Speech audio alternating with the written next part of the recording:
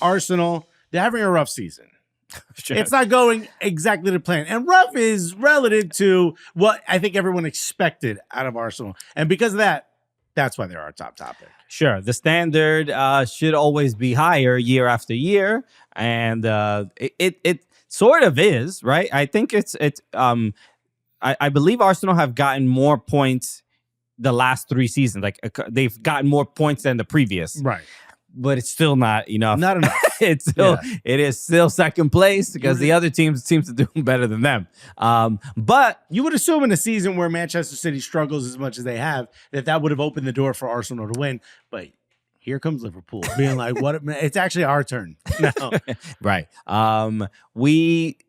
Look, Manchester United against Arsenal, a game where you think the second place team should really dominate, whether they're at home or away. But Arsenal, after scoring 7 goals in Champions League, just you could just the competition that they're playing against is a little bit different. So the interesting thing here is Mikel Arteta. That's what we have to talk about, because we're getting to the point where, all right, where are we being asked? Where are we in this relationship? Some tough questions are starting to be asked. Okay, where is your wedding ring, Mikel Arteta? To this club. Okay, how loyal are you? And as I would say, probably fans of other teams would look at Arsenal's situation and be like, it would be a blessing to be in that position, to have a team good enough to finish second place year after year. But that is not what Arsenal fans want, and they at the very least they should be similar to like kind of years past, of just like being a little bit closer. This gap is, I don't know if it says something about how good Liverpool are, or how mediocre is not the word, but for the sake of just obviously always finishing second, how mediocre are Arsenal? Right. Well, he was asked about it. Yeah. Mikel Arteta was asked about it, and I believe the quote was sort of when Mikel Arteta started, he talked about this 5-phase plan. Yeah. Right. You would assume each phase is a year, right? Is a season. So he was asked, "Hey, where are you on this 5-phase plan?" Which this is part of holding Mikel Arteta's feet to the fire. And you can tell he's starting to get a lot of uncomfortable questions. He actually rushed out of an interview when he was asked, "Is the 15-point gap between you, Liverpool?" Dave Chappelle. He was like, "I don't know what you're talking about, dog. Like, I didn't hear. No, I didn't hear you. Even though it's just us two in the small room." Oil. He said, "Where are you on the in the 5-phase plan?" And knowing the English media, it's still, again, count this against them in the future. He said phase 4 to 5. So I'm in between phases. Okay. The 5th year, you would assume we're in phase 5. It's like a child, and there's like, oh, how old are you? They're like, I'm 6.5. Yeah. I'm 6 3/4. I'm a big boy. Well, he's actually trying to go the reverse way. It's like you ask a 50-year-old woman who's about their age, she's like, I'm in my 40s. He's like, for 2 more days. You don't ask a manager what phase he's in. Have some respect. Show some class right now. 4 to 5. It's like when I used to do a lot of self-tapes. They ask you, say your height. I'm like 5'10", 5'10 and a half. That's kind of what I would say. But I've never booked one of those, by the way. They hate when you do that, apparently. He said, and this is a quote, "Establishing yourself at the highest level in the Champions League, consistently perform with a lot of unity, and being very close to touching big trophies. None closer than finishing second every year." You can say there was progress. Carter, if you're able to, could you pull up this year's Premier League table? Is that something you can pull up? Because this is, I think, an important way to sort of look at the framing of Mikel Arteta's job. Now, you would assume I'm a massive Arsenal fan, so I'm probably a little bit on Mikel Arteta's side. I've also been a big proponent of Mikel Arteta. I believe in Mikel Arteta. So this was... Unfortunately, now because of the camera here, I can't really see. But this is this year's, correct? Okay, so if we look at last year's, so this is 2023 to 24. The first place is Manchester City. Where's Manchester City on this table? Yeah, they're in 5th. They're in 5th. Third place is Liverpool. They're clearly in first place by a lot. Aston Villa, they're in 4th. Where are they in this table? They are 7th. Okay. Tottenham is 5th. Where are they on this table? Not even on the screen. Okay. Not on the screen. They're 13th. Yeah, okay. Chelsea, where are they on this table? Chelsea, they were 6th. They are 4th. Okay. Newcastle, where are they on this table? They were 7th. They are 9th right now. Okay. Manchester United were 8th. Where are they on this table? 14th. West Ham were 9th on this table last year. Where are they on this table They are this year? 16th right now. Okay, so here's the thing. Other than Liverpool, which are having a stellar season with a new manager that has absolutely, I think, almost eclipsed what their previous manager was able to do with the same squad. Because remember, Liverpool brought in nobody besides Chiesa randomly at the end, and he barely plays. So literally, he took the same squad that they finished third with, that Jurgen Klopp finished third, and he's got them playing lights out. Absolutely. Everyone else is struggling. Everyone else is falling apart. Arsenal have remained in second. No Arsenal fan is going to sit here and say, yo, this is good enough. But the narrative being that Arsenal are absolutely collapsing, everyone else around them is falling apart. It just so happens this one team is doing so incredible that it makes what Arsenal is doing look so much worse. There are questions to be asked of Arsenal. One in particular. How could you continue to go winter transfer windows without buying a striker? What I think happened is the board looked at this season and said, bro, we ain't catching up to Liverpool. Yeah. Liverpool aren't going to lose enough matches. So why should we go out and spend a large portion of our budget that could net us a much better player in the summer? Why should we spend it on a player that's, even if they come in and are absolutely stellar, they're not going to get us over the hump? So I get the frustration with the fans. I'm on the same side as the front office here, if that's what they were thinking, because I don't think there's a way to catch Liverpool this year. And I know there were opportunities for us to catch up. As you could see, it hasn't happened. If we were a little bit closer in January, if it was a 3-point gap, if it was a 4-point gap, I would sit here and say, you know what, maybe there's a chance. I don't think that's happening. So I think, as far as where Arsenal are concerned, I think Mikel Arteta has done a pretty good job to maintain the status of where they were when everyone else around them has completely fallen apart, other than the one team. That said, you have a 5-year plan you told everyone about. Your 5th year has now passed. Okay, you've kept the ship stable. You've changed the front office. You've changed the culture of the club. The stands are in unity with what's happening on the pitch. The Emirates is louder than it's ever been. I go all the time. I haven't been many times this season, but in the past, I've been able to go so many times. We've seen a real shift from what used to be sort of a bit of a despondent kind of distant, unattached stands to they're singing about the manager. There's a song that people care about what's happening on the pitch. It's loud. It's a vibrant scene there. It switched from silence to that. Everything around it has gotten better. That said, Mikel Arteta has some real questions to answer. Are you the guy? You've gotten us to this point. Yeah. Great. Are you the guy that brings that trophy in? And I know he won the FA Cup in his first half season, but are you the one that wins the title? Do you have the tactical sense? Do you have the ability to inspire this team beyond what you've gotten them to? I can't answer that question because he hasn't won that. You know what I'm saying? Yeah. Like, bro, like at some point, like, yo, you did everything else, bro. You completely rebuilt this house. You did everything, blah, blah, blah. Can you add the deck, though? Can you be that one who adds that extra piece? I don't know. And I think next season is going to be a lot of questions. With the prices of lumber recently, I don't crazy. know. Because First of all, eggs alone. I mean, I don't know what eggs you need in building a house. In this economy, how are we going to build this deck, man? But you understand what I'm saying, right? Yeah. Like, yo, he got you here. Like, you know, you're an Everton fan. Yo, Sean Dyche saved you from relegation. That's not the guy to win you the title, though. And I'm not saying Mikel Arteta, Sean Dyche. Some managers come in and do a job. Yo, he did this job. Yeah. But now next season, bruh, what you mean? His quote was getting close to touching trophy. You need to lift that trophy. You need to lift a trophy. You want to get to, not just first base. With these trophies. You really want to get under the shirt, buddy. Okay.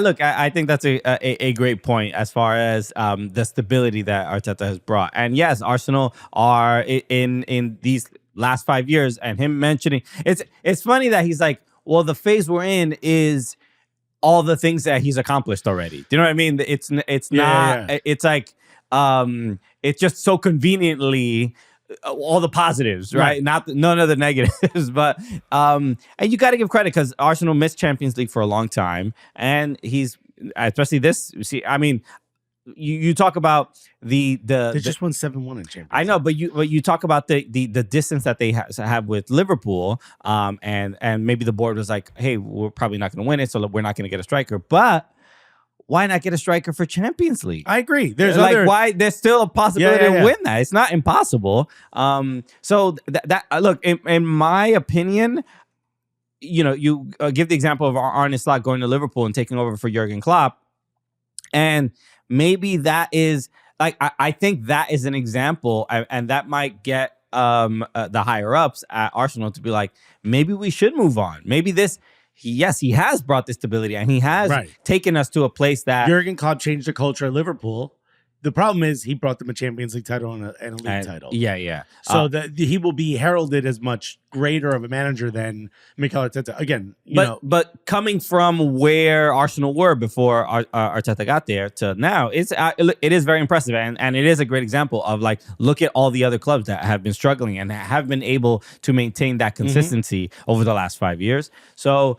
But in my opinion, I wouldn't be shocked if in the summer they're like, "Hey, we're gonna move on." I would be shocked. I think he gets one more season with what his plan is, and after that, it's like, especially with a new sporting director coming in, which looks like they hired, or the rumor is that it's all set for. I think his name is Berta, and apparently he was wanted by a lot of other clubs. So it seems like a big coup for Arsenal with this guy coming in. Let's see. Sporting director, one of their main jobs is to make sure that they buy the correct ingredients for the chef to cook. Sure. So get the right players in for Mikel Arteta. They seemingly have a lot of money to be able to spend that they wouldn't have been able to have had they spent the winter. So now it's like, bro, now you got to do it. There's no more time. Now you can't be phase 4.9. We're at phase 4. Now, bro, you win 5 next season. The last talking point of this game I want to make sure we get to is the Declan Rice goal, which is a fantastic goal. Timber gets him the ball and just Timber was wavy. Timber was cutting. Gets him the ball. Great goal, but the celebration. Declan Rice runs over to I believe it's in front of the Manchester United supporters and does a little bit like silencer, calm down, little shush, and which is not necessarily a big deal. You scored a big goal, but the frustration I heard was mainly from Arsenal fans that I had seen a clip on TikTok from Lee Gunner, who's just the angriest Arsenal fan. Not liking something. It's interesting the way people treat him, but because Arsenal fans are like, Arsenal fans hate him because he tells the truth. And which is fine. I mean, I think there's a very severe pessimism that he has. I don't know if it's the truth. I think he just takes a contrarian. Sure, he takes whatever the negative tone is for everything. That is totally. I'll adhere to an Arsenal fan. I'm like, okay, that's what it is, and that's what it is. As a neutral, I watch it, and I'm just like, he is. It's not even about pessimism. I think he's just a. I don't know, like mean is probably the best word. It's just like, no, not good. It doesn't matter. It's like a self-hating Arsenal fan. Like a dad who's just like, yo, I'm never going to tell my son I love him. You know what I mean? Like, that's kind of what I get from him. And, but that one hit close to home for a lot of us in the room, huh? But he was basically, I saw the clip of him reacting to the game, and he's just like, what are you doing? Like, and he's like, this is why I don't rate him. This is why I don't rate Declan. And this is my thing, and he wasn't the only person I saw like comment about it, but I'm watching the goal, I'm watching him celebrate, and I'm like, yes, it's where Arsenal are in their season, shushing and doing all this stuff, and you see what the prize is, and you're trying to catch up to Liverpool. He was basically saying like he should be running in to get the ball and bringing back to the center circle to get the game started again, as opposed to celebrating and doing all this other stuff.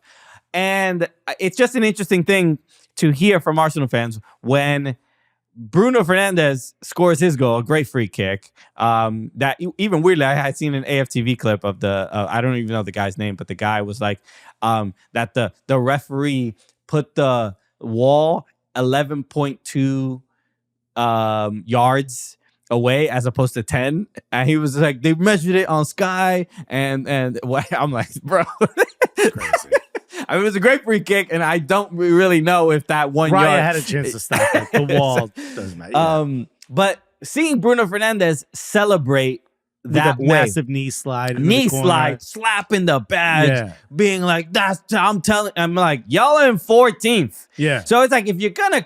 I understand Arsenal fans criticizing Rice for that reason, because there's still a possibility to win the title. Its argument is you're doing too much. You're doing too much. It was a bit much. But I don't agree. I think first of all, you never know which goal is going to be your last. So maybe an E-slide is a bit too much. But silencing after being jeered all match away from home against a bitter rival historically, I got no problem with Declan Rice celebrating. It seems like Arsenal fans are saying there's a bigger picture. Like, we can't think about angry, away supporters or angry fans at Manchester United saying anything. Like, think about the main prize. Why are you telling them like shush or whatever? It just feels like frustration because even a draw, even a win wouldn't have been enough. You know what I mean? Okay. Like, a lot of these games are now just to stay in the top 4. Sure. It just feels like the Bruno's is way more ridiculous. They're in 14th, and he's going ham celebrating this goal, which is, again, I understand celebrate the goals, but then it's like it's interesting. Arsenal fans, I wonder if Manchester United fans criticize Bruno in the same capacity of like, I think no, because he's clearly their best player. Sure, but you know what I mean? It's an interesting discussion because I don't know where the Arsenal fans criticizing their own players for this particular reason and celebrating when they want to focus on winning the title versus Manchester United, that should be realistically a Champions League club, and celebrate. You're saying like, yo, we in 14th. Why are you celebrating? All I'm saying is like, I wonder, like, not even ethically, but like what do we in general? How do we sort of navigate this? Like, Everton scoring a goal in 15th. I know why we're celebrating. We're like, we're getting away from relegation. Celebrate as much as possible. Manchester United doing it doesn't feel. Are they celebrating being away from relegation? If that's what it is, then hey, that's the kind of club you are. You sound like Roy Keane right now, bro. I ain't gonna lie to you, bro. You Keening right now. Tell me why you're celebrating. Yeah, you Keening a little bit. So we can let us know your Premier League club. Like, what are the why am I forgetting the word? Appropriate time to celebrate? Yeah, like what's the protocol on how we do this, but whatever. All right, let's move on. For the record, I got no problem with Declan Rice celebrating. Celebrate. All good. All right, let's get to our conversation with Lo'Eau Labonta, midfielder for KC Current. She was good. And this is a good one. This is you're gonna listen to this and you're gonna be like, hey, Lo, we gotta get. She has to be on a couple times a year. Yeah, she absolutely crushed it. So she's got the energy of the third Cooligan. I'm just saying. I'm putting that out there. So here it is. Here's our conversation with the one and only Lo'Eau Labonta. This is a guest that has been just long overdue. When people think of our show, a comedy podcast around the sport of soccer, and they think of this person, it's one of those things where they're like, yeah, of course she's been on the show before. Bro, there's no way she hasn't. The Venn diagram is just one circle. Okay. When we think of, some people say like, who's going to be the third Cooligan? This is a potential person that you think of. 100%. Swing Cooligan as well. One of us on vacation? Potential Cooligan, potential, I don't know, sister. Maybe she's just related to us. Maybe just comedian. Whatever's in her heart after her playing career is done. Just one of the most entertaining, lively, and just an absolute baller on the pitch. And plays the game the way we love it, man. Just someone having a good time out there. Exactly. Absolutely honored to be joined of the Kansas City Current, the one and only Lo'Eau Labonta. Lo, what's good? Let's go. We got you. Whatever you need. Okay. Yo, what an intro. Yo, that is hype. I need you guys like with my morning coffee. Like that was so good. We're gonna start sending you like uplifting voice notes. Yes, okay, please. But pre-game, we'll get you hyped and get you ready for game. Lo, this is first. Let me just start with this because this has been I've been waiting to say this for about 2 years. We met. Bro, you're both married. Don't do this. Don't go. I need this moment. Oh, God, what were you going to say? I'd be like, yo, Chris, I just destroy my marriage. No. 2 years ago, about a little over 2 years ago, we met very briefly at the NWSL skills competition in San Diego. Okay, I couldn't go, so I don't even know what's coming here. So okay. I flew into San Diego and I missed like the first third of the skills competition. I just got there, and it was at the training ground for the wave and stuff like that. So. Really cool experience. I'm bumping into a bunch of other people in media that I know. I see the players. Crystal Dunn is there dancing, and it's all I have a great time. And then after the skills competition is over, I step onto the field where the competition was being held, and I'm speaking to some players and stuff like that. And Lo is speaking, I think, to somebody else, and then walks up to me, and she's like, "Hey, Cooligans." And I'm like, and Lo, I just want to make it very clear. I do not think anybody knows who I am, what we do. It's always very flattering. Important people, right? Every once in a while, we'll see like a guy who sells bubble gum on the train go, "Yo, you guys the Cooligans?" And I'm saying, "These are my people." I get it. But when a player does it, we're like, "Oh my God, you know who we are?" So I'm always very flattered, and I could not believe that you even knew like that we existed or whatever. And then you said, "Oh, Cooligans," and then you said, "Oh, you're on CBS, right?" And then I was like, "Oh, this happens all the time." I can't believe this happened. To be honest with you. She is confusing me possibly for you. That's the first thought. I'm like, but there's no way she. I mean, we look very, very different. Your first thing is fix the contacts. Did you drop it? Yeah. I will help you look for your contact lens, Lo. And so I'm like, oh, okay. So I didn't do the thing of like, hey, I can't believe she's confused me for something. I didn't do that. But I did ask something that was I've never asked this to anybody. I didn't say, hey, do you know who I am? Which is like the arrogant thing. I said to Lo'Eau Labonta, I said, hey, Lo, who do you think I am? Like, who are you confusing me with? Because I don't work at CBS. Alexis does. And then in my mind, I'm like, she can't think I'm Alexis. Does she think I'm Aaron West? That's literally the thing that came. Or Charlie, maybe? Or Charlie. Imagine. So it led to I was joking around about it, but it was like slightly awkward. I didn't know if you knew I was joking or whatever. Oh, so you're trying to settle the score. I like just it wanted wasn't to make a it very beef. clear. I do not think highly of myself, as you can tell from me being shocked that you even knew who I was. But that was just an awkward. That is not the first impression I wanted to give to Lo'Eau Labonta. So if I don't know if an apology is necessary. I'm just acknowledging that we're all good, and I hope it wasn't too weird. Or you're gaining more weight than you thought you had since being a dad. You haven't been in the sun enough, all that. No, I absolutely remember this moment because I again don't really know how the sports media world works. So I just assumed you guys were on CBS as well. I didn't know it was, just a podcast at the time, but I knew who you guys were. But I was just like, I remember going up to you and you were like, I don't think you know who I am, who you think I am. And I was just like, no, I know. But yes, I will always remember that moment because like you said, like you guys are fun, you're comedians, and we need that in soccer. So I immediately knew who you guys were. I've been following you for a while. I guess, and that brings me to the question that I've been meaning to ask you for 2 years as well. No, I'm joking. Imagine we're airing all of our grievances here. Her husband is called Red Card Roger. You know what? No, I've seen my guy's abs. I'm not even pretending. In fact, I think I'm in love with him. That body is insane. My question for you is, where does your personality come from? Because we talk to so many players. I think on the men's side, they tend to be a lot more serious, or at least like maybe too flat affect. They don't want to show too much emotion. We found much bigger personalities on the women's side of the sport, but you stand out so much. Obviously, the celebrations is the first thing that people will notice about you, but I feel like that's just one of the symptoms of your whole personality. You brighten up every room you're in. Have you always been like this?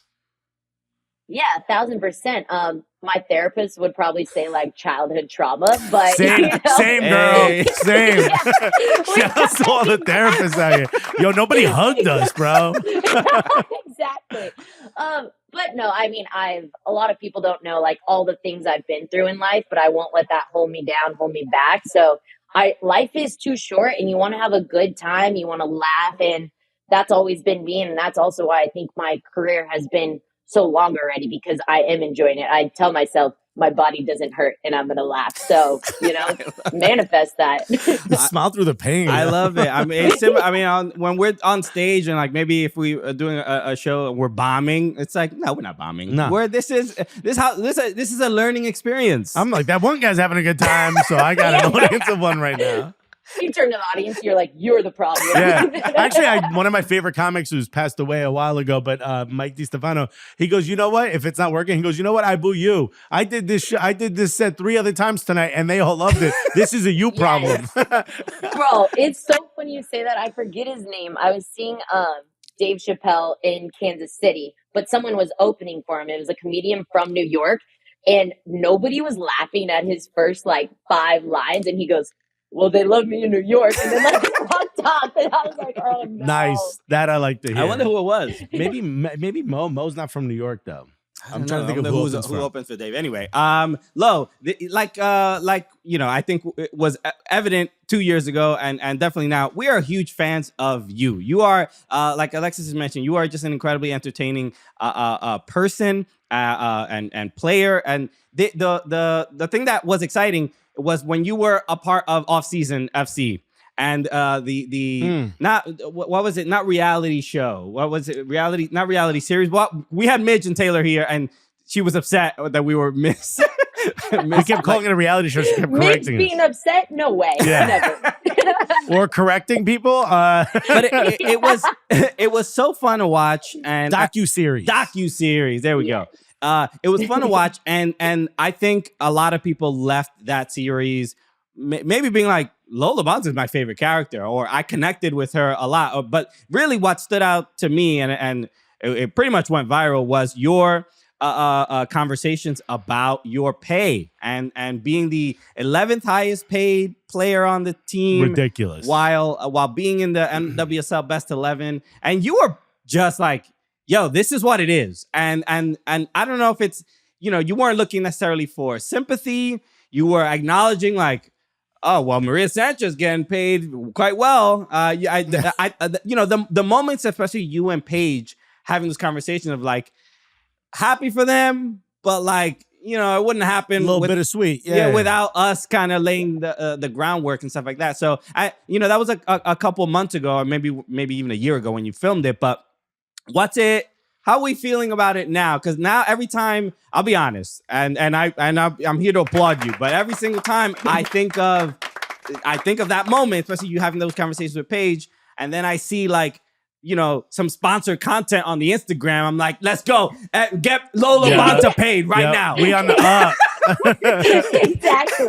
Exactly. And speaking of my husband too, he retired last year, so we're a 1-income household. So mama was out there working. I was out there shooting. I was like, come on, we want a good dinner tonight. We're going to sushi. So I'll do 2 photo shoots, No, but I think, these are always, I'm never going to shy away from a conversation, and especially my reality.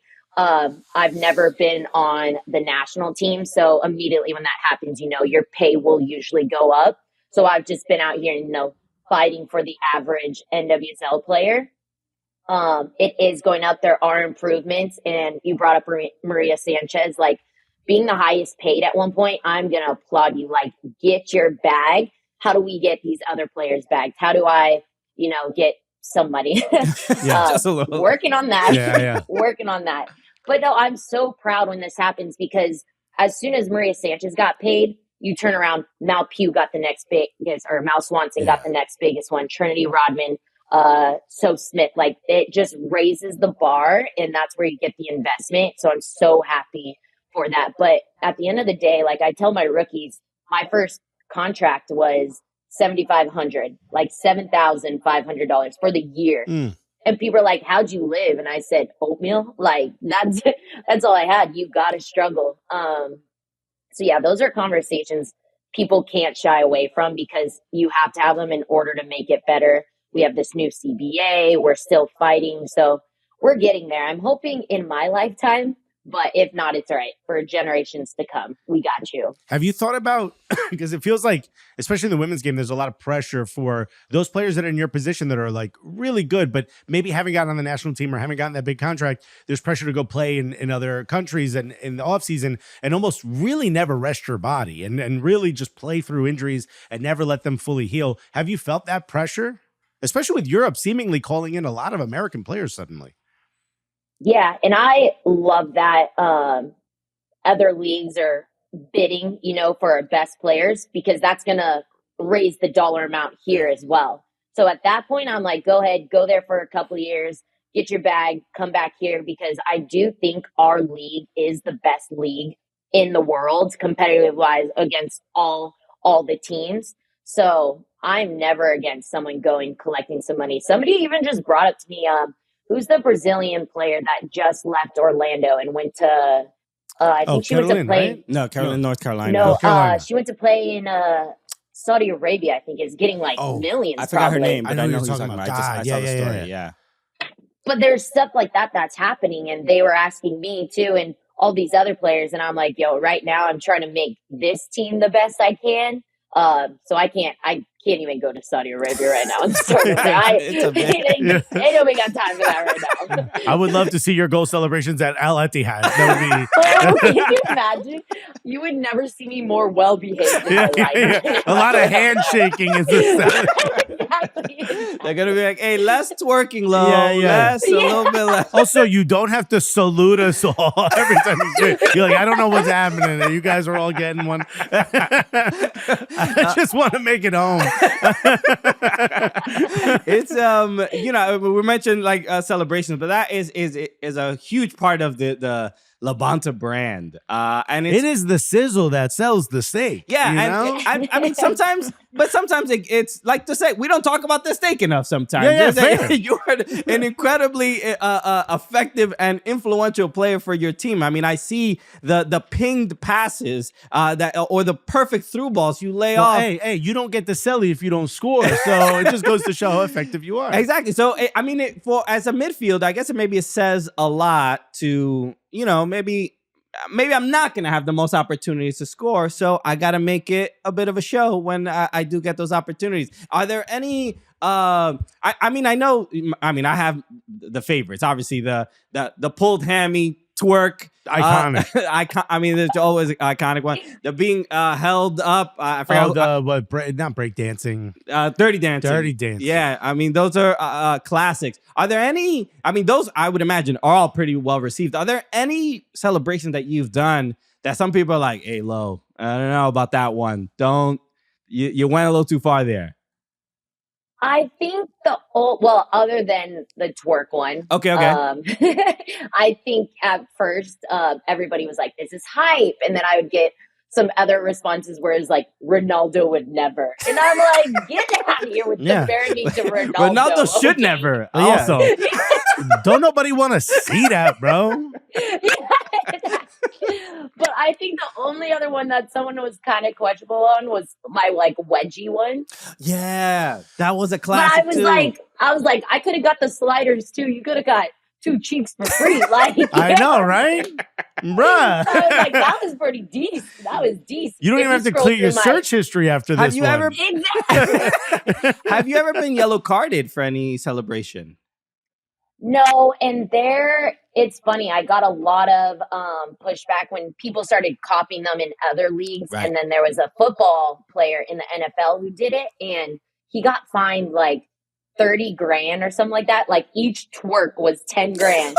And someone was like, Labonta wasn't fined. And I was like, whoa, stay in your lane. I don't get paid that much to be fined. Yeah, exactly. Get out of there. I can't afford $10K per clap.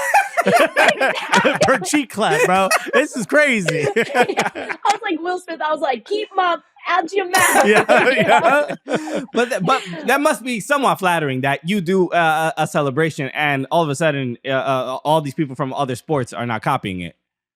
Yeah, I mean, it was hype. Like, if that's my legacy, that's my legacy. I think the twerk alone probably is, but if all goal celebrations are, it just means that people are finding that I found joy in the game and they're also doing that. So that if that's my legacy, I'll take it. I also love that you're pushing the boundaries. I think this happens to us all the time with jokes, especially me trying to do jokes on Morning Footy. Sometimes it's like, hey, I don't think you can say that. And then after you say it, they're like, oh, okay, that was okay.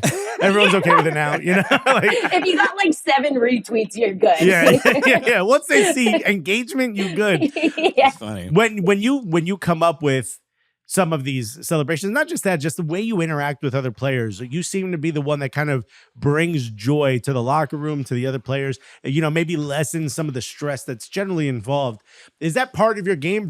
Are you use that sometimes to get in the head of the defender, where like nothing bothers you, but then secretly you're trying to, kind of get their brain off of the game a little bit? Yes and no. I think it's funny because I can like sit here and banter with you guys all day. Whereas I go in the game, I don't really say much to the other team.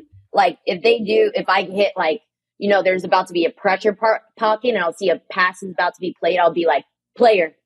So like she knows I'm on her. But other than that, like I wish I knew how to get into people's heads, but they're like, "Ma'am, you're like 4 foot nothing. Like, go there. We're just gonna move you over here." Yeah, exactly. But it didn't. Watching the either drills or training that you were doing in off season, I didn't get that sense at all. I'm like, "Yo, Lo'Eau talks." Jesus. Yeah. I don't know if it was just for the cameras or whatever. But there was a fair amount of at least banter or trying to get under people's skin to at least to show that competitive edge. Yeah, practice I would say is different than the games because in practice I will constantly get on my teammates or the people I'm training with because it raises another level. It does make them better when you put that fire under them a little bit. But in the game, I don't want the other team to have any motivation. I don't want to be the one that is motivating them. Like, I want you to play your worst, and I'm going to applaud you after when we win. Okay. Hit them with the, wow, not your day today, huh? And then you walk away. Yeah, real light. I like that. I wonder, like, when teams, when you score against them and then they see you do a wedgie celebration, are they not a little bit motivated after that? Or, like, does anybody say anything on the pitch?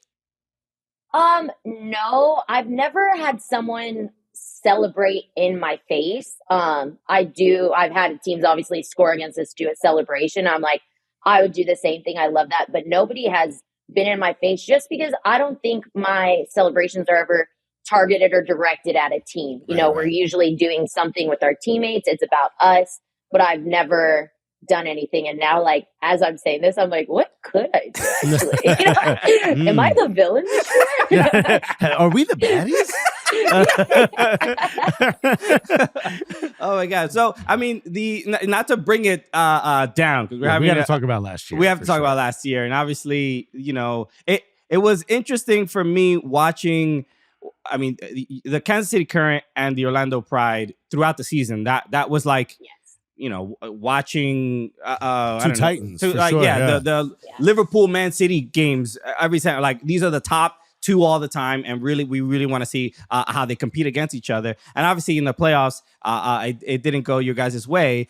But then there's just the storyline is almost too difficult to not really at least discuss, right? I mean, the NWSL championship is being held at your team stadium. The first ever, soccer specific stadium for women's soccer, and it would have been what a crowning moment it would have been. Yes, and then I'm watching the NWSL championship, and you're on the sideline doing coverage for it. And I'm like standing on like 4 apple boxes. Lo'Eau is furious, and she is forcing that smile right now. So what? You saw the tears come down my eyes, didn't you? All your analysis is like, well, I wouldn't have done it that way.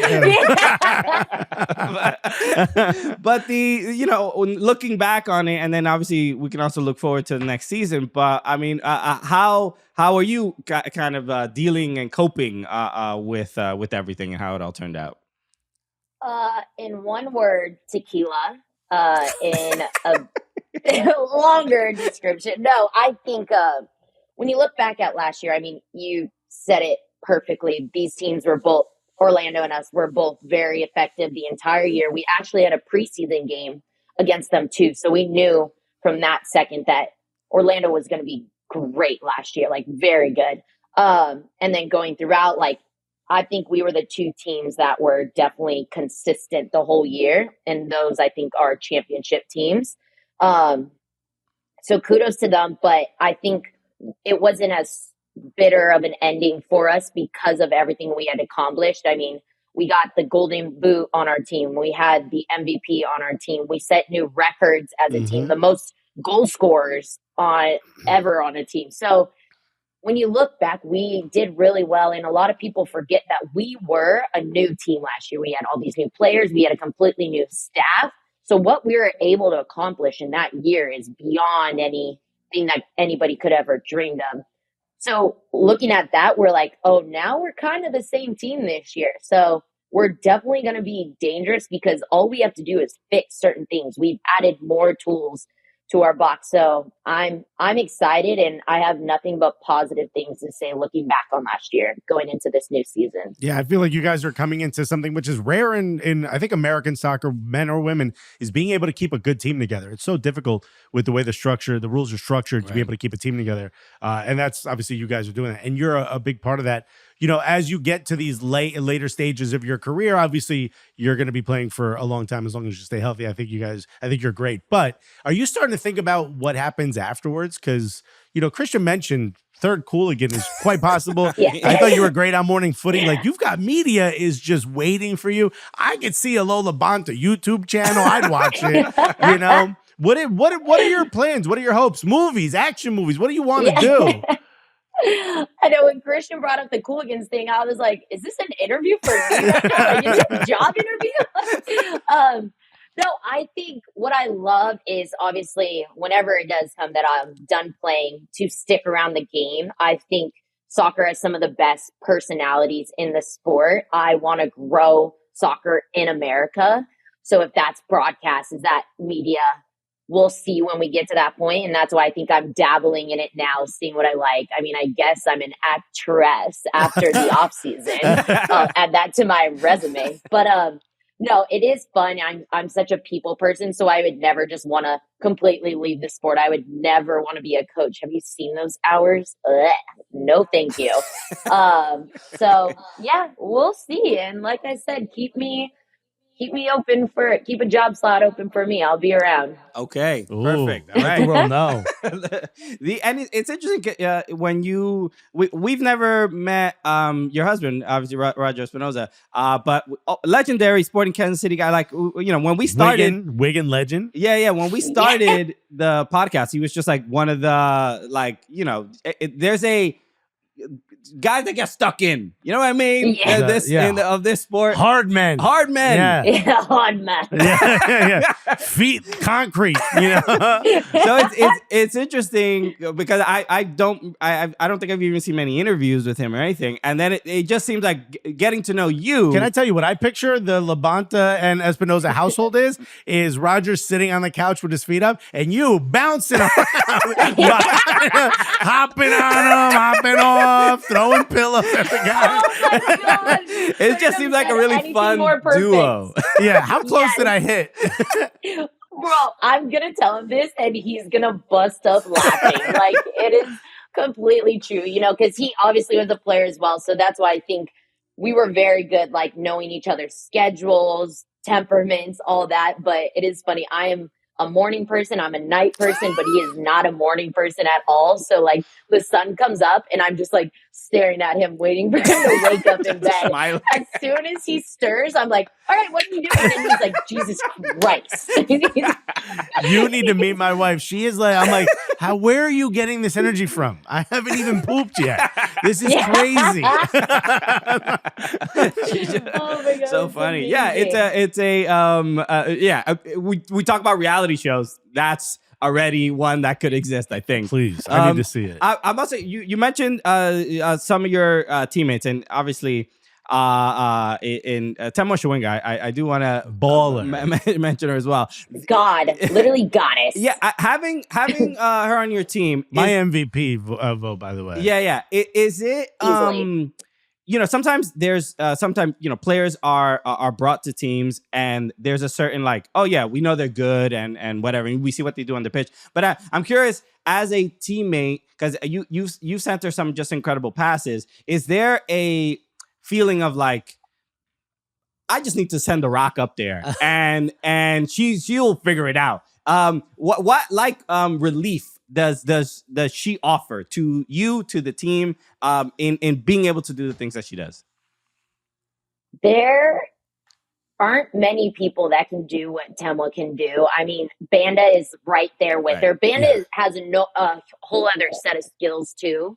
But in terms of Temwa, it is crazy. The amount of line passes I've had, and we joke about it at practice too, like the keepers are punting a ball or someone will shank a shot and it will go to the other field. We will all be like, Temwa, because she's going to get there. Yeah. So no matter what, she will find a way to get to the ball.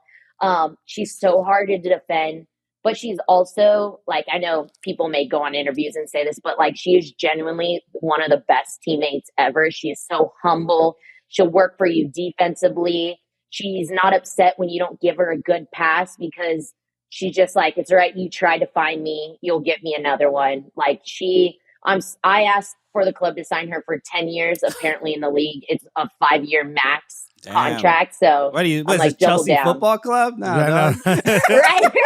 All right. Low Bowley over here. Yeah. I was trying to get the Asian cut too. I was like, come on.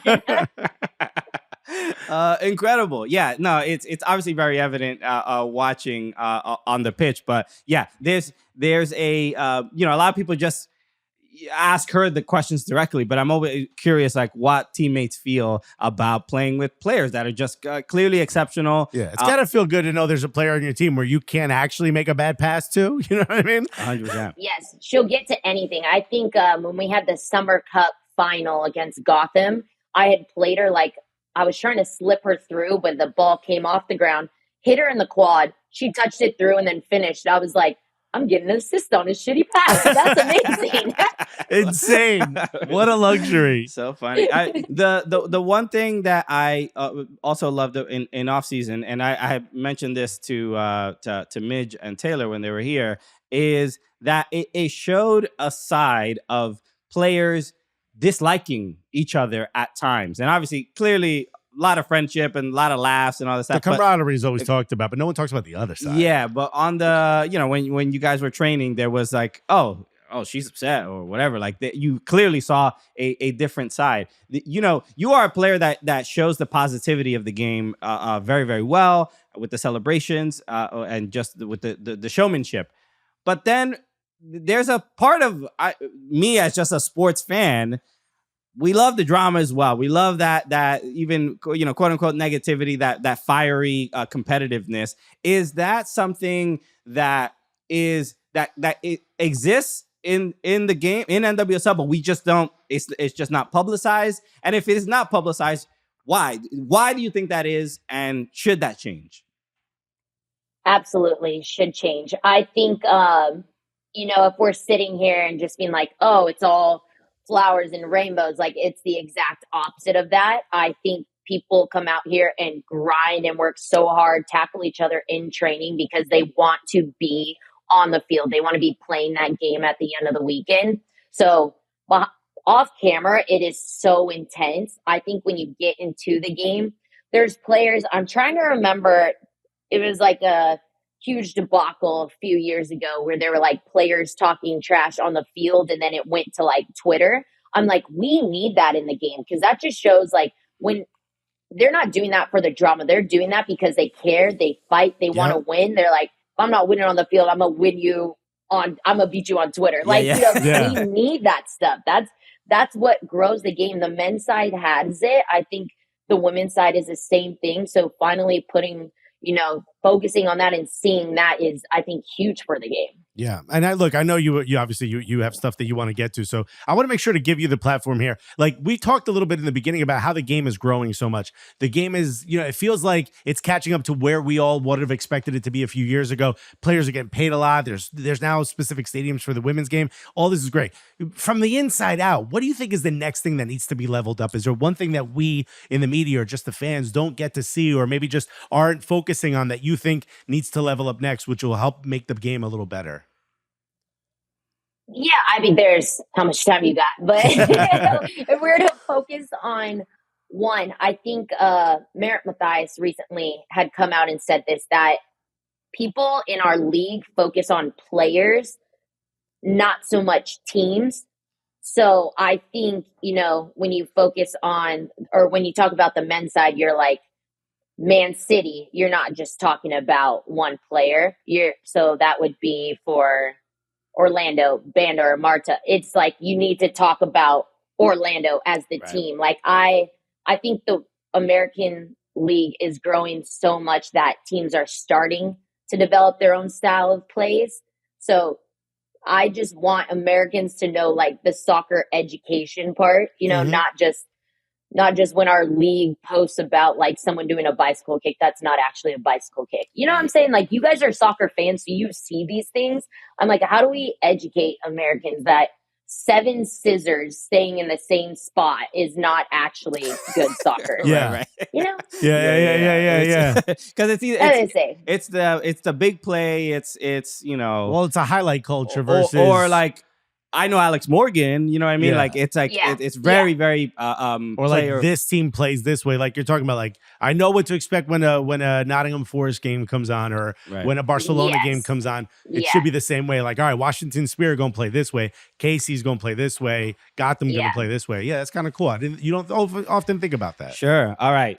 Just to wrap up, we had a question from our Patreon, our supporters group. We call them Gully Squad. Shouts to Gully Squad. Lura McCoy in the Discord. Everybody, get on the Discord if you have not yet. Lura McCoy says, any new celebration dances planned for this year? And I know you don't have to. You're not going to reveal them, so we don't expect that. But I guess I'll rework the question and just maybe say, what inspires you to get the celebration and pick a certain celebration? Yeah, there's usually no process at all. It's not a committee or whatever. Yeah, exactly. Yeah. Just like 6 people on a couch as you're twerking. Like, is this too much? I'm thinking of bringing this one out. Wedgie, you do the wedgie, and you're like, hey, is this what are we doing here? And they're like, hey, we work. Right. No, I think the only one, honestly, I've ever really planned is that twerk one, because I did not in the league score as much as I am scoring now in the last couple of years. So I would never have a goal celebration planned. And now I'm like, oh, I should probably have some in my back pocket. And I'm truly worried when there was one game this past season, I had 2 goals in one game. And I was like, oh no, what's my next? Like after I scored, I was like, what am I doing next? But I would say right now, the only process is me trying to get other teammates to think of what their goal celebration is. We have like Rocky Rodriguez we just signed, and I'm like, hey, what are you doing? Like, I'll start those conversations. Mine is probably going to be, a last second thing. But yeah, I'm working on my teammates right now. I like this. There's a throwing coach, right? There's a set piece coach, and now we've added the celly coach, bro. The celly coach is gonna watch other teams start incorporating and hiring somebody specifically to do this. The XC, the expected celebrations, is up on Kansas City. Incredible. I had this. Another question, just out of curiosity, given that the Kansas City Current were formerly the Utah Royals and the Royals are back, you've had an interesting career, but this what's different? What was the Lo'Eau Labonta at Utah like, and what's the Lo'Eau Labonta at KC like? What any big differences? Well, I can go to the liquor store on Sunday now. Right? Easier to get coffee. Exactly.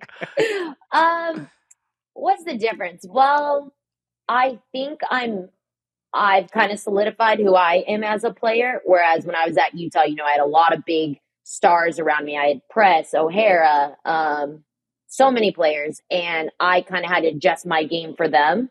Whereas now what I bring to the table helps the overall team. It's not just one player that I'm helped, other than, like I said, Temwa Chewinga. That ball is going wherever she is, that ball is going there.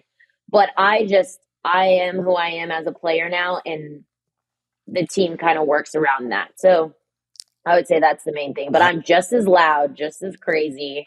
Not much has changed. Let's go. All right. Lo'Eau Labonta or Lo'Eau Labonta. Hey! I wanted to make sure I got that in. I'm not gonna try your middle name. It's I know I might butcher it. No, that was perfect. But absolute honor to have you here, and I can speak for Alexis and the rest of the crew. You're welcome here any single time. Anything. Open door policy. I don't care if you want to promote some athleisure brand. You're welcome to do that here at any time. You could pull up a container of powder you mix in your water, whatever. Hey, get Lo'Eau Labonta creatine.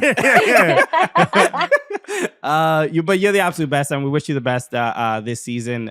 So yeah, just keep We'll it be up. watching. Thank you so much. Oh, you guys are amazing. Thank you. Hey, what an interview, huh? Absolutely. I told when I reached out to Lo about having her on the show, I literally apologized to her and I said, "This is long overdue. You should have been on this show years ago." Right. It's our fault. It's 100% our fault, and it's one of those things where sometimes you don't. It's not always on top of mind. Sometimes people reach out to us or whatever. Mhm. And it's one of those things of like, oh, maybe this person doesn't even know who we are. Maybe they're not even interested. And she's like, already, she's like, yeah, I follow you guys. And so this is just a message to other NWSL players. If you're a fan of the show, what are you doing not hitting us up? Let us know. If you want to do this show, you got to let us know. We want you on the show. Without a doubt. There's a few people in this world that even over Zoom, you get the same energy that you would have when they were in. She's one of those people. 100%. Yeah. So shout out to Lo'Eau Labonta. Shout out to Lo'Eau Labonta. Wishing the best. Also, shouts to Washington Spirit, huh? That's right. With the Challenge Cup, they win the Challenge Cup in a little rematch of the NWSL Championship. Okay. They end up winning in penalties. A beautiful goal from Lacey Santos. And then also it ended 1-1, and then it goes to penalties. First two Pride players miss. But it's interesting, and we should talk about where the Challenge Cup is in our minds right now. Like, how significant is it? How important is it? The last season it was the Wave winning it at Red Bull Arena against Gotham. And I was at we got that game? I don't think I could go to that game. I was at the game, and I'm like, I'm watching the Wave celebrate on the pitch, and I'm like, all right. It's not the NWSL Championship. It still feels like you ain't really do nothing yet because the beginning of the season, it has that community shield effect. Yes, but it's like if you win it, it's an important trophy. If you lose it, it didn't matter to anybody, right? I think the cool thing for a player is like it ushers in the competitive season. It's the start of the competitive season, right? Because now this match means something. It's Mikel Arteta in the past has said like, well, those games are finals, right? Because it's a final. There's something on the line.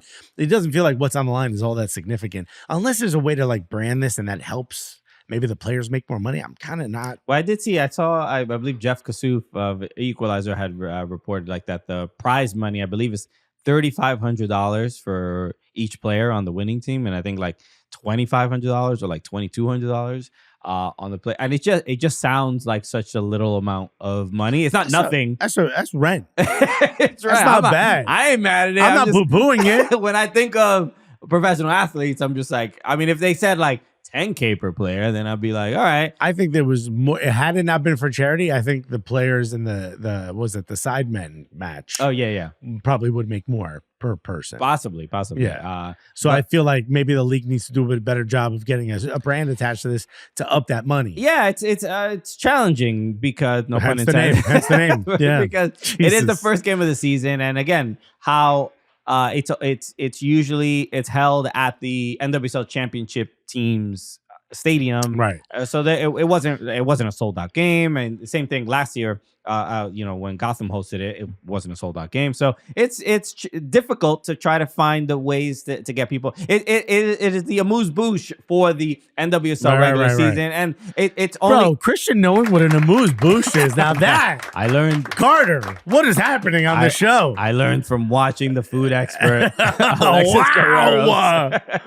And so I think it does its job in that case. And I will say I think it's a good preview of the NWSL season, mainly because since Orlando won the championship and the Shield, the second place team. Right. So it's a rematch. So it's a rematch of the NWSL championship, and you already sensed that, Right? Because we all know the iconic image of Trinity Rodman on the pitch being the angry kind of thumbs up. Great, everyone's having a good time. I'm glad you're enjoying it. And so you sort of felt like they especially for the Spirit. You know, like, Michelle Kang was on the phone like, we need to get the money up in this damn thing, bro. Do I gotta sponsor this too?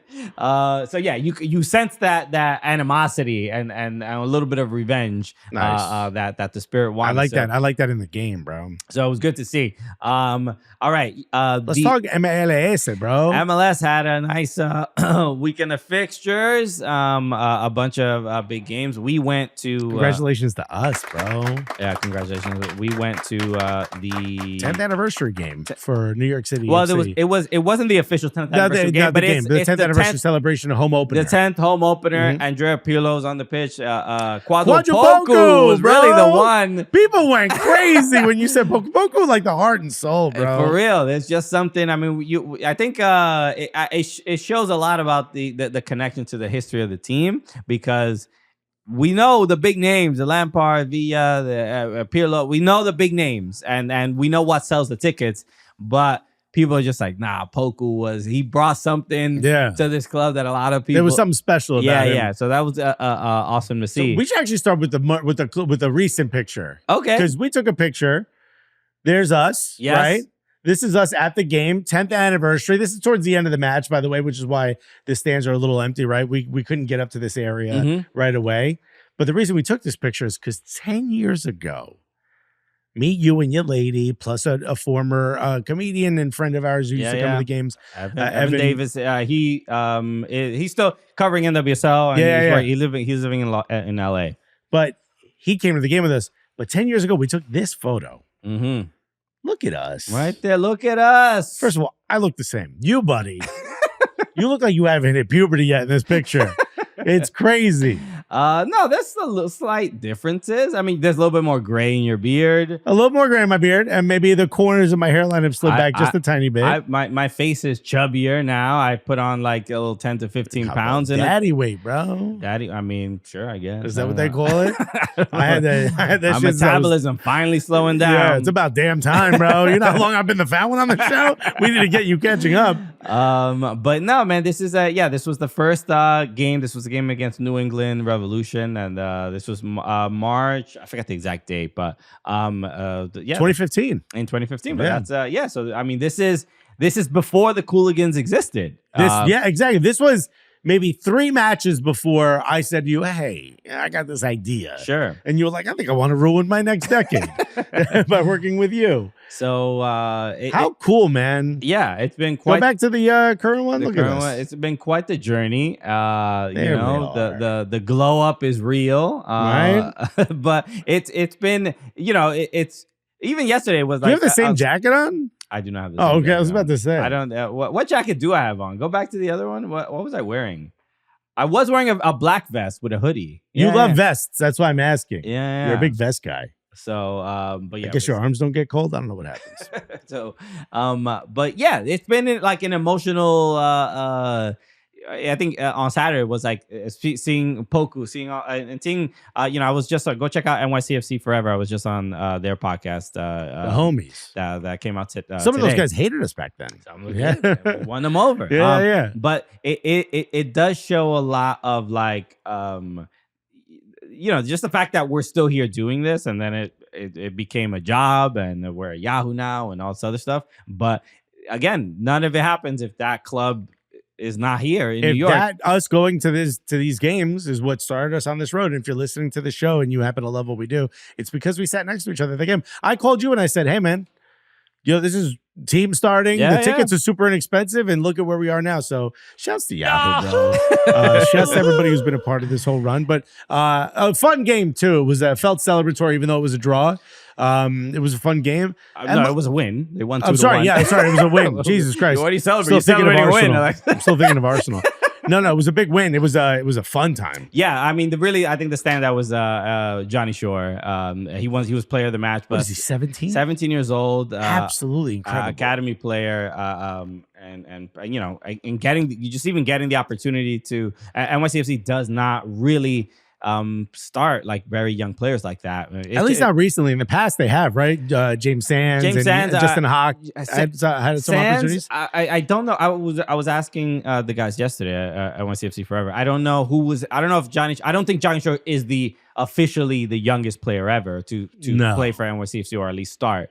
But he feels like a much more part of the team than when James Sands first came in. Sure, it's for a 17-year-old. Again, this is something we're just like not really used to. You're not really used to seeing it from a lot of MLS clubs, but definitely NYCFC is to have a midfielder that has a lot of possession and control of the game, and involved in kind of in build up, and to seem so essential. And making like breaking lines, great passes into risky the box. Passes, it's just slick moves for with a 17-year-old. It's just like we're just not used to seeing this as fans, and I think for we get ahead of ourselves sometimes, but sometimes I'm like, yo, okay, this kid's 17 now, he could do this now, like. All right, USMNT, you watching? Now right, exactly. It's already getting pretty hyped up about it. But it was great to see. And look, Alonso Martinez and scoring a goal, Hannes Wolf. It was just a fun game and a much needed win for NYCFC. Right. So. In fact, speaking of MLS, man, some of these teams have really started on a heater,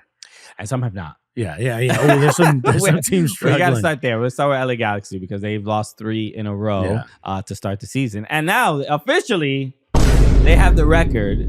They are the first MLS Cup champions to lose 3 games in a row. The previous 2 that had the record before, which was 2 losses, which was DC United and Toronto FC. It's a rough start. I mean, this is the part of MLS that I hate the most, which is a championship team can't really hold on to their team. Yeah, I got it. You know what we got to do, and I got to maybe dedicate some time. Maybe we do a video or get somebody on the show. I actually want to talk to somebody, whether it's like a Paul Tenorio or a GM, of like, when you win MLS Cup, what is the penalty? Like, what is it that they exactly do? Because Galaxy have gotten rid of, I believe, 5 of their starters from the MLS Cup team. Delgado gone. I mean, we actually witnessed this during the City Hall thing when NYCFC players were being honored.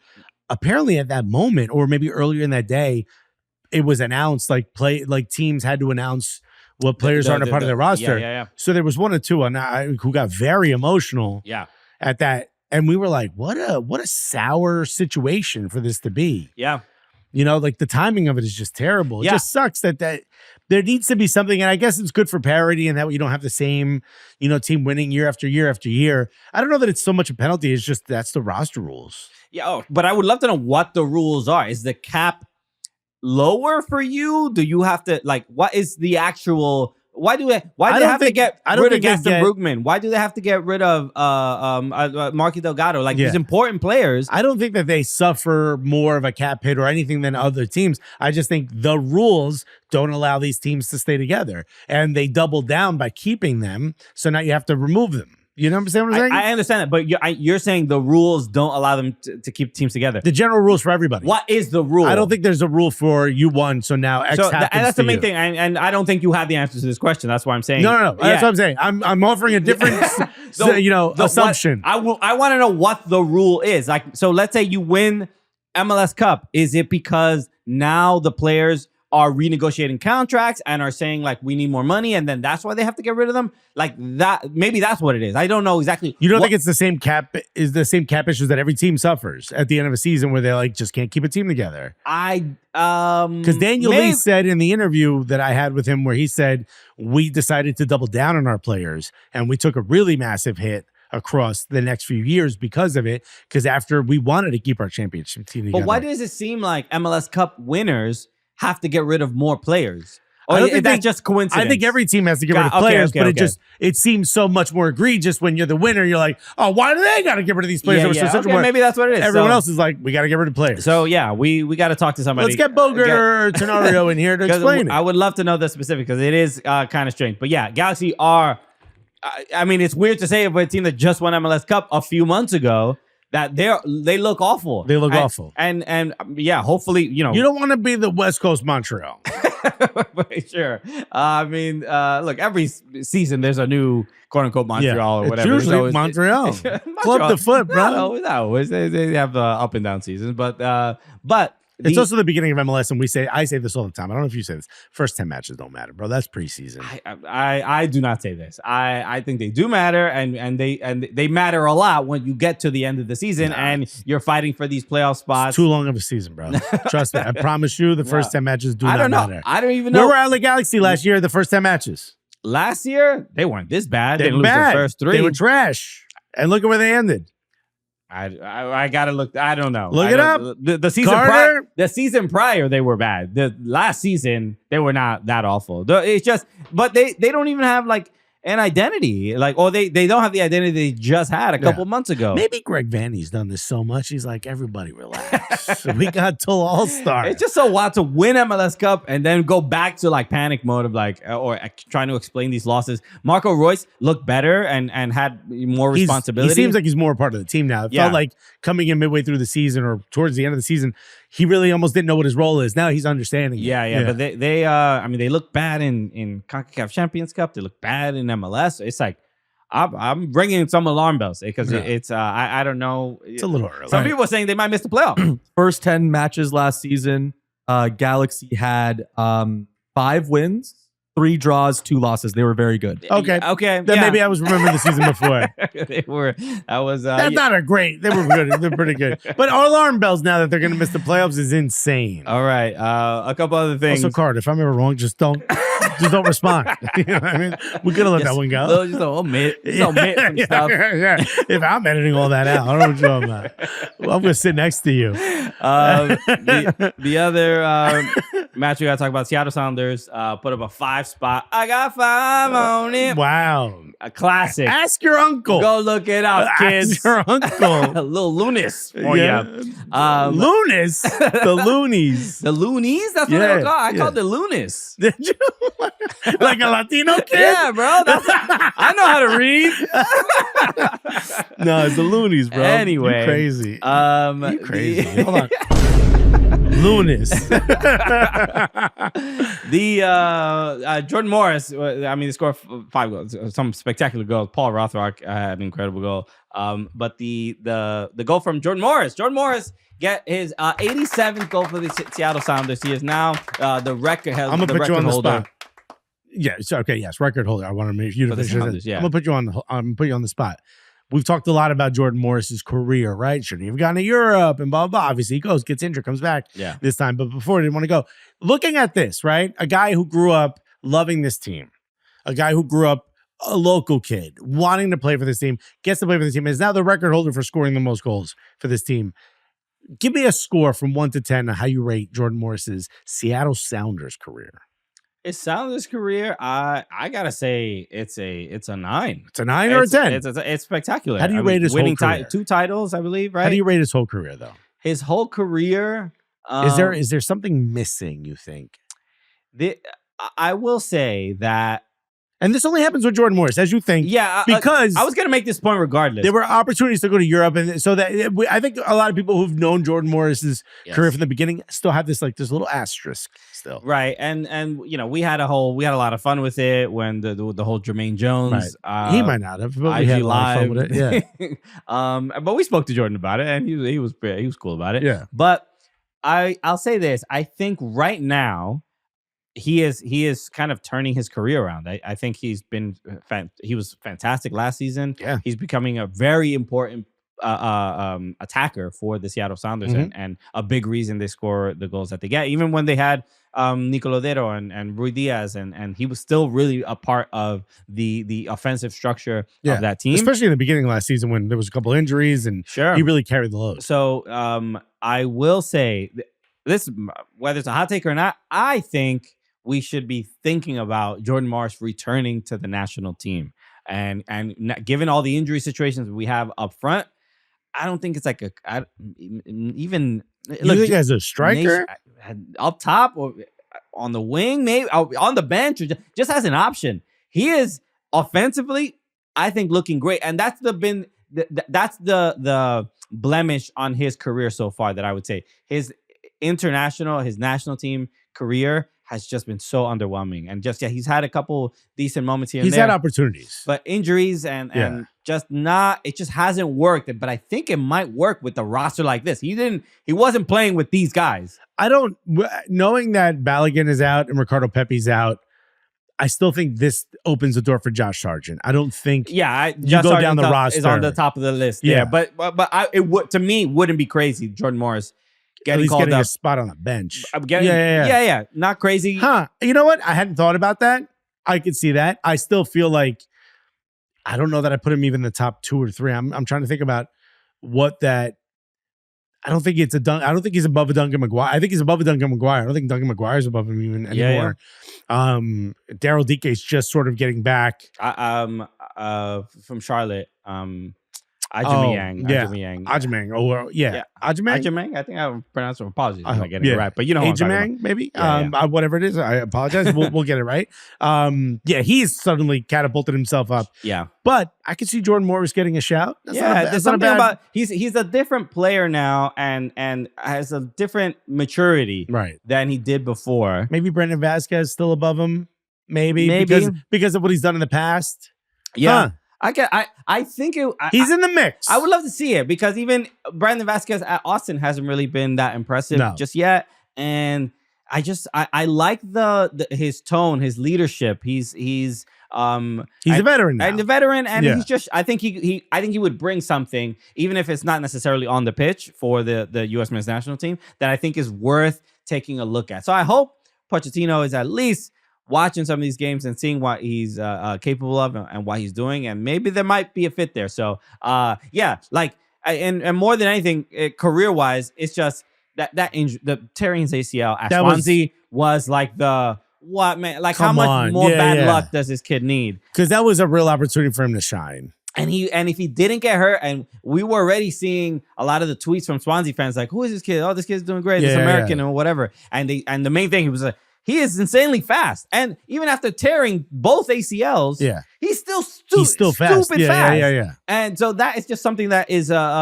useful. And I think, again, the quality of his finishing, I think, has also improved, which is why I'm lightly campaigning for Jordan Morris. I can see it. I don't hate it. Getting some interest. And then and final thing before we wrap up, San Diego FC, another big shock.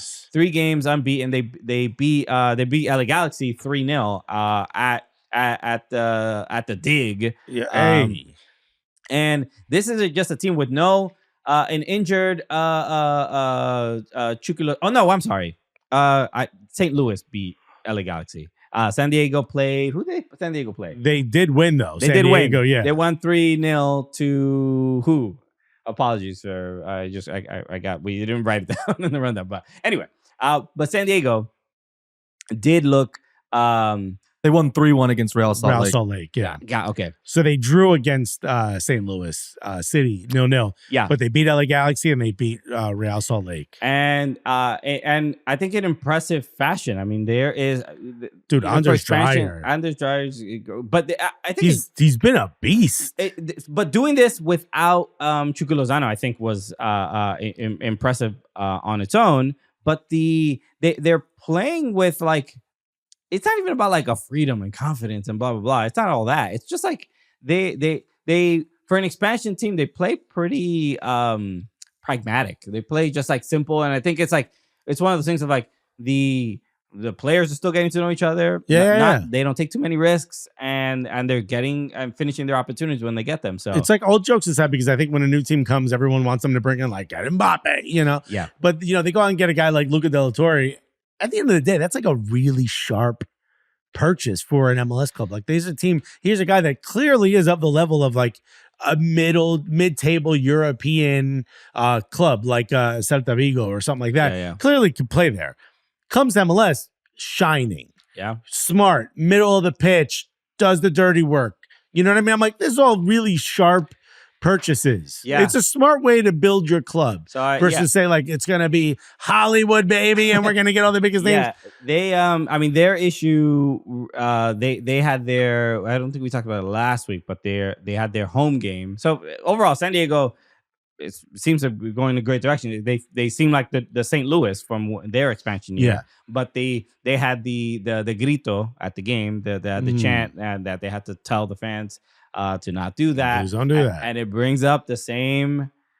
Then it's like, no, it's not homophobic, and like the same arguments over and over and over. Just don't do it. Just don't do it. I don't. If your team's gonna get punished for it, whether you like it or not, don't do it. Yeah. This is just like how long Yeah. are we going to do this? Like now it becomes for the Mexican national team. I understand at least the reason that they're doing it out of we're trying to get you in trouble. We're trying to get you in trouble to teach you a lesson to make this team better. Whether I don't agree with that, but at least I understand the logic behind it. This is their first game. Like it doesn't. I'm not at a stadium. And I've been in stadiums where they do that. I'm never like, yeah, that made the game more fun. Yeah. I love that they're being cheeky and being stupid. Like, it's really stupid. And then we don't need to repeat it. We don't need to say it. You know what our thoughts on it are. But it's a shame that on that this team is playing as well as they are and dealing with this. And again, hopefully this is stamped out and sorted out as soon as possible. Please stop. It's a blemish on. It's only going to hurt your team. Their success. So. All right, let's wrap up there, everybody. Thank you again for tuning in. Thank you to Lo'Eau Labonta. Thank you, Lo'Eau Labonta, for joining us. She crushed it per usual, and we have another incredible guest on Thursday, Dana Castellanos, who played in a friendly on Friday or something like that, or Saturday. The Thorns played against, I think. I forgot what team, but everybody's speaking very highly of her as well. She played at the 9 and the 10, and you'll see in the interview she does talk exactly about that. So Dana Castellanos will be on Thursday. So we have a big NWSL week where we're trying to get hyped up and get you hyped up for the season as well. So, and by the way, we've made a couple changes on YouTube. If you see any of our videos on YouTube, the best thing you could do is hit that like button. Please hit the like button on any Cooligans video you see. Okay. All right, you've been warned. Yeah. I'm begging you. We'll be a real shame you don't hit that like button. Yeah. Wow, some nice knees you have there. Okay, so make sure you do it. Subscribe as always too, and follow us on Blue Sky. Everything's going on over there. We're posting a lot there too. All right, we'll see you on Thursday, everybody. Peace. Love you guys.